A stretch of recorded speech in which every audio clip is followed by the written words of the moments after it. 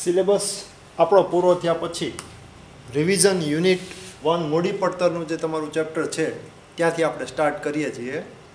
October 2019માં મૂડી પડતરનો ભારિત સરેરાશ પડતરનો જે મિક્સમ પૂછાયેલો છે એ લઉં છું. ચોપડે કિંમત તમને એની અંદર આપેલી છે. શ્રી લિમિટેડની નીચે આપેલી માહિતી પરથી ચોપડે કિંમત અને બજાર કિંમતના આધારે ભારિત સરેરાશ મૂડી પડતરની ગણતરી કરો. મૂડી માળખું તમને આપેલું છે. ચોપડે કિંમત અને ચોપડે મૂલ્ય આપેલું છે. બજાર કિંમત આપેલી છે અને 3 વિકલ્પની અંદર મૂડી પડતર તમારે ગણવાની છે. આ રીતના સાવ અગાઉ કરાવ્યા હતા. એમાં તમને કીધું હતું પહેલાં તમારે શું કરવાનું. પહેલાં ચોપડે કિંમત ઉપરથી જામીનગીરીની સંખ્યા ગોતવાની. જામીનગીરીની સંખ્યા તમને મળે એટલે જામીનગીરી અને બજાર મૂલ્ય બંને લઈને બજાર મૂલ્ય મુજબ મૂડી ગોતવાની. આ બંને કરો એટલે તમને શું મળે? ચોપડે મૂલ્ય અને બજાર મૂલ્ય પ્રમાણે મૂડી મળે. ચોપડે મૂલ્ય અને બજાર મૂલ્ય પ્રમાણે મૂડી મળ્યા પછી 3 વિકલ્પ અહીંયા તમને આપેલા છે. ઇક્વિટી શેર, પ્રેફરન્સ શેર અને ડિબેન્ચર. એ 3ની મૂડી પડતર ગોતવાની અને એ મૂડી પડતર ગોત્યા પછી ચોપડે કિંમત અને બજાર કિંમત પ્રમાણે ભારિત સરેરાશ પડતર તમારે એની ગોતવાની આવે. એટલે સૌથી પહેલાં આપણે ચોપડે કિંમત પરથી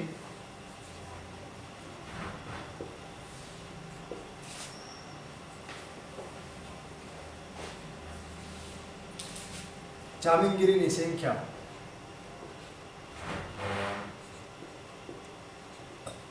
ગોતવાની આવશે. ચોપડે કિંમત પરથી જામીનગીરીની સંખ્યા ગોતવા માટે જામીનગીરી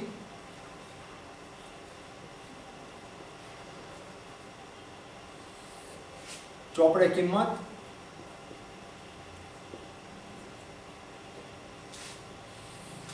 ચોપડે મૂલ્ય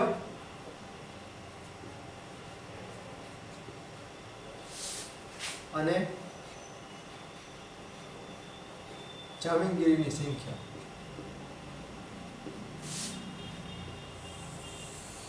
આટલું ગોતવાનું આવે. જામીનગીરી અહીંયા તમને 3 આપેલી છે. ડિબેન્ચર, પ્રેફરન્સ શેર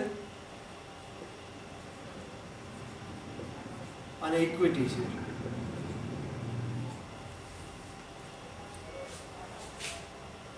ચોપડે કિંમત એટલે કે દાર્શનિક કિંમત 100 રૂપિયા અને ઇક્વિટી શેરમાં 10 રૂપિયા.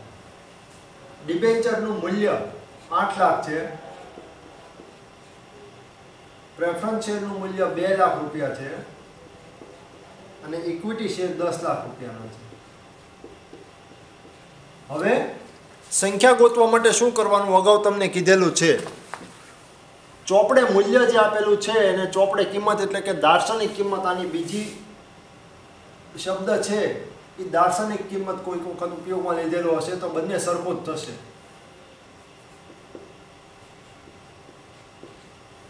ચોપડે મૂલ્ય ભાગ્યા દાર્શનિક કિંમત એ તમે કરો એટલે જામીનગીરીની સંખ્યા મળે. તો ડિબેન્ચરમાં ચોપડે મૂલ્ય 8 લાખ, દાર્શનિક કિંમત 100 રૂપિયા એટલે 8000 રૂપિયાના ડિબેન્ચર થાય. 8000 ડિબેન્ચરની સંખ્યા થાય. પ્રેફરન્સ શેરમાં 2 લાખ ભાગ્યા 100 એટલે 2000 પ્રેફરન્સ શેર થાય અને ઇક્વિટી શેરમાં 10 લાખ ભાગ્યા 10 એટલે 1 લાખ ઇક્વિટી શેર થાય. આ તમારી જામીનગીરીની સંખ્યા 3માં મળી ગઈ. હવે તમે જુઓ, બજાર મૂલ્ય અને ચોપડે મૂલ્ય પ્રમાણે ભારિત સરેરાશ પડતર ગોતવી તો ચોપડે મૂલ્ય તમને મળી ગયું. બજાર કિંમત આપેલી છે પણ બજાર કિંમત કઈ રીતે આપેલી છે? જામીનગીરી દીઠ આપેલી છે. એટલે કે આ રીતે દાર્શનિક કિંમત જેમ જામીનગીરી દીઠ આપેલી છે એમ બજાર કિંમત તે જામીનગીરી દીઠ આપેલી છે. એટલે હવે બીજું જામીનગીરી સંખ્યા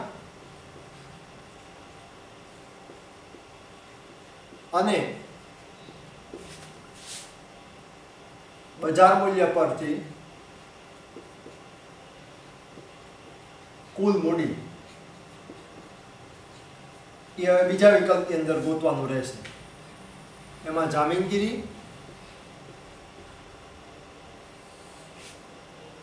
બજાર મૂલ્ય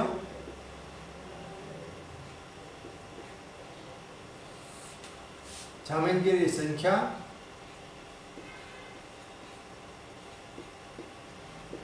અને બજાર મૂલ્ય મુજબ કુલ મૂડી.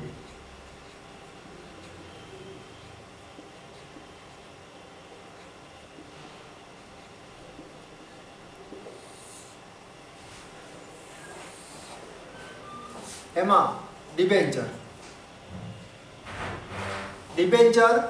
બજાર મૂલ્ય તમને દાખલાની અંદર આપેલું છે 110 રૂપિયા. જામીનગીરીની સંખ્યા અહીંયાથી લેવાની 8000. પછી પ્રેફરન્સ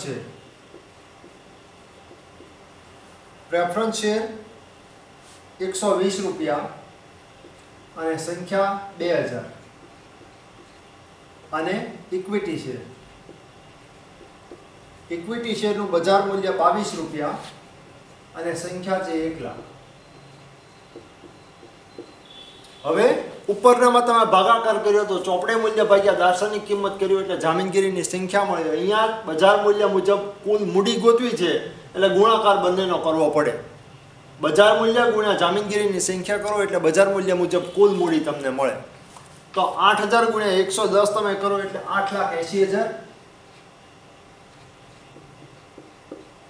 2000 ગુણ્યા 120 કરો એટલે 2,40,000. અને 1 લાખ ગુણ્યા 22 કરો એટલે 22 લાખ. હવે બંને વસ્તુ તમને મળી. જુઓ, બજાર મૂલ્ય મુજબ કુલ મૂડી અને ચોપડે મૂલ્ય મુજબ કુલ મૂડી. આ બે વસ્તુ તમને મળી. ભારિત સરેરાશ પડતર ચોપડે મૂલ્ય અને બજાર મૂલ્ય પ્રમાણે ગોતવું હોય તો ત્રણ વસ્તુ તમારી પાસે જોવે: ચોપડે મૂલ્ય મુજબ મૂડી, બજાર મૂલ્ય મુજબ મૂડી અને મૂડી પડતરનો દર. ત્રણમાંથી બે વસ્તુ તમને મળી ગઈ. એક વસ્તુ હવે મૂડી પડતરનો દર 3/3 જામીનગીરીનો છે એ ગોતવાનો બાકી રહે. એટલે ત્રીજા સ્ટેપની અંદર આ બંને સ્ટેપ થઈ ગયા પછી મૂડી પડતરનો દર આપણે ગોતવાનો રહેશે.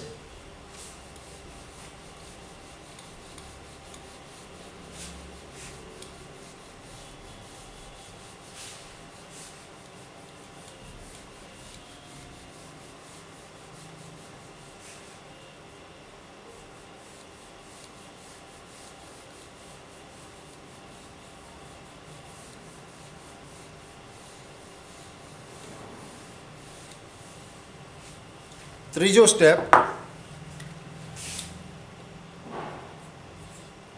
મૂડી પડતર દર. મૂડી પડતર દર ગોતવા માટે ત્રણ વિકલ્પ તમને આપેલા છે: ઇક્વિટી શેર, પ્રેફરન્સ શેર અને ડિબેન્ચર. એમાં પહેલું ઇક્વિટી શેર.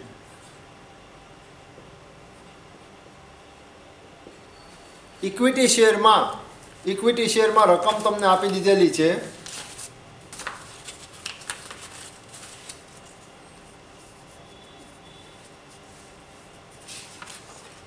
ઇક્વિટી શેર બહાર પાડવાનો ખર્ચ 2 રૂપિયા, વેચાણ કિંમત એટલે કે પ્રાપ્ય રકમ 22 રૂપિયા, વર્ષના અંતે શેર દીઠ 2 રૂપિયા ડિવિડન્ડ જાહેર કરવાની સંભાવના છે અને વૃદ્ધિદર 5% છે. એટલે વૃદ્ધિદરવાળી જે ફોર્મ્યુલા હતી એ વૃદ્ધિદરની ફોર્મ્યુલા અહીંયા તમારે લેવી પડે. એટલે +G વાળી ફોર્મ્યુલા આવે. ઇક્વિટી શેરમાં KE બરાબર D/P +G × 100. હવે ડિવિડન્ડ અહીંયા કેટલું તમને આપેલું છે? 2 રૂપિયા તમને કહી દીધેલું છે. પ્રાપ્ય રકમમાં વેચાણ કિંમત 22 રૂપિયા છે અને બહાર પાડવાનો ખર્ચ 2 રૂપિયા છે. એટલે પ્રાપ્ય રકમ કઈ રીતે ગોતાય? વેચાણ કિંમત 22 રૂપિયા બાદ ખર્ચ 2 રૂપિયા એટલે 20 રૂપિયા પ્રાપ્ય રકમ આવે. +G, વિકાસ દર 5% છે એટલે 0.05 ગુણ્યા 100.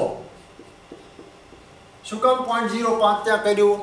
એક જ આંકડાની અંદર છે એટલે પોઈન્ટ પછી 1 0 મૂકવો પડે. જો 10% હોત તો 0.10 આવત. અગાઉ તમને કીધેલી છે આ વસ્તુ. 2/10 એટલે 0.10 + 0.05 ગુણ્યા 100 એટલે 0.15 ગુણ્યા 100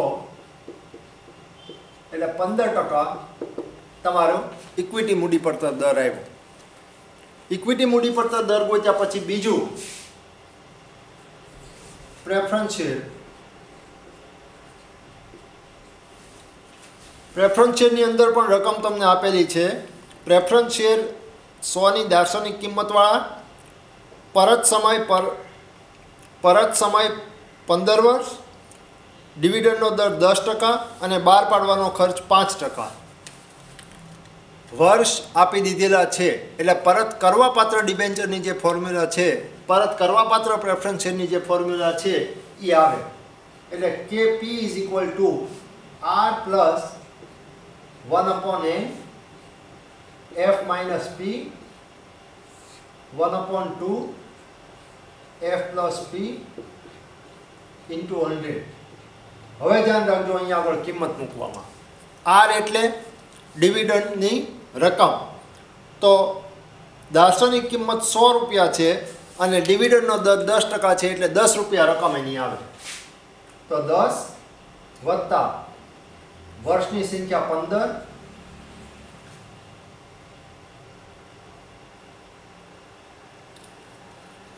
વર્ષની સંખ્યા 15,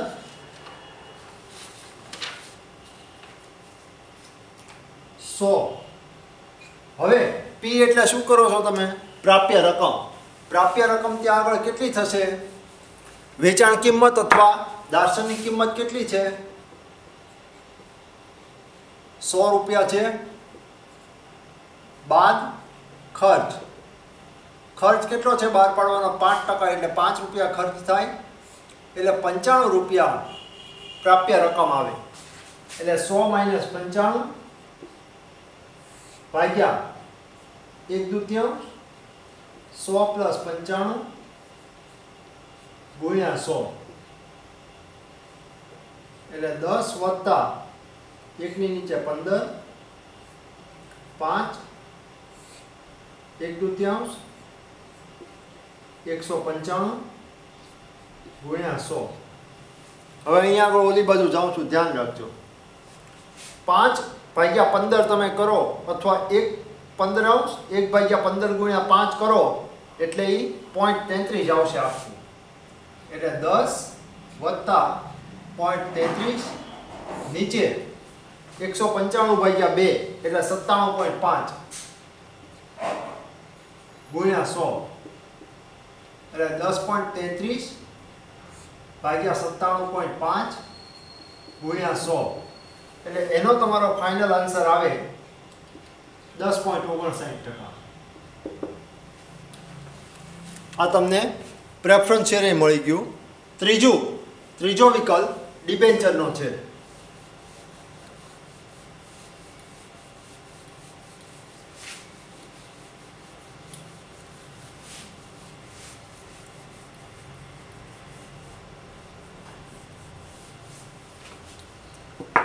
ત્રીજો વિકલ્પ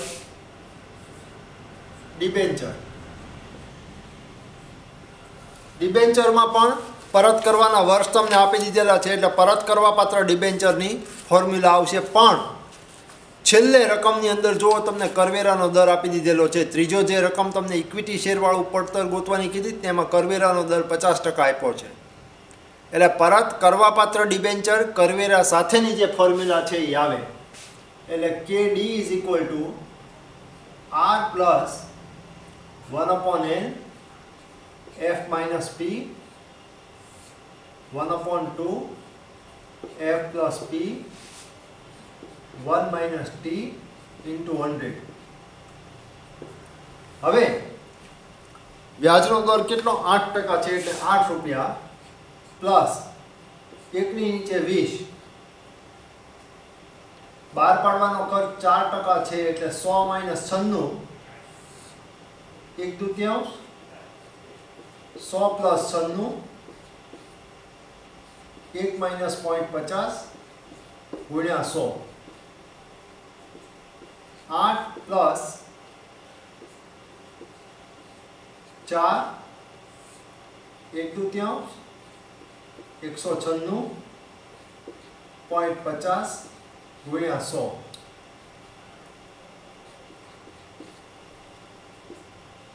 એટલે 8 પ્લસ 4/20 તમે કરો એટલે એ 0.20 આવે. 0.20 નીચે 196/2 એટલે 98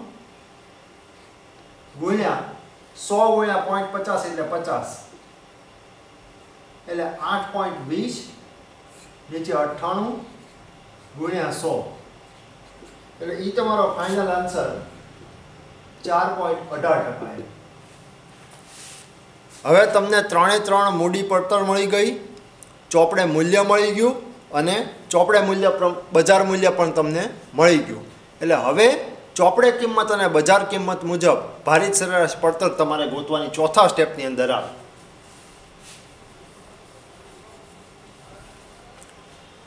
ધ્યાન રાખજો, પહેલાં તમે ગમે એ સ્ટેપ કરશો ચાલશે, બરાબર?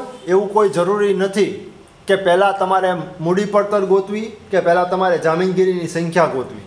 જે કરશો એ પહેલાં ચાલશે. પહેલાં મૂડી પડતર ગોતી લો તોય ચાલશે અને પહેલાં તમે જામીનગીરીની સંખ્યા અને જામીનગીરીની સંખ્યા ઉપરથી બજાર મૂલ્ય મુજબ કુલ મૂડી તમે ગોતશો તોય ચાલશે. એમાં કોઈ પ્રોબ્લેમ તમારે થશે નહીં. બંને વસ્તુ છે તમારે એ કરવાની રહેશે. હવે 3 મૂડી પડતરના દર તમને મળી ગયા અને ચોપડે કિંમત અને બજાર કિંમત તમને મળી ગઈ. બીજા પાર્ટની અંદર ચોપડે કિંમત અને બજાર કિંમત પ્રમાણે ભારિત સરેરાશ પડતર છે એ આપણે ગોતીએ. એ બીજા પાર્ટની અંદર લઈ જાઉં છું.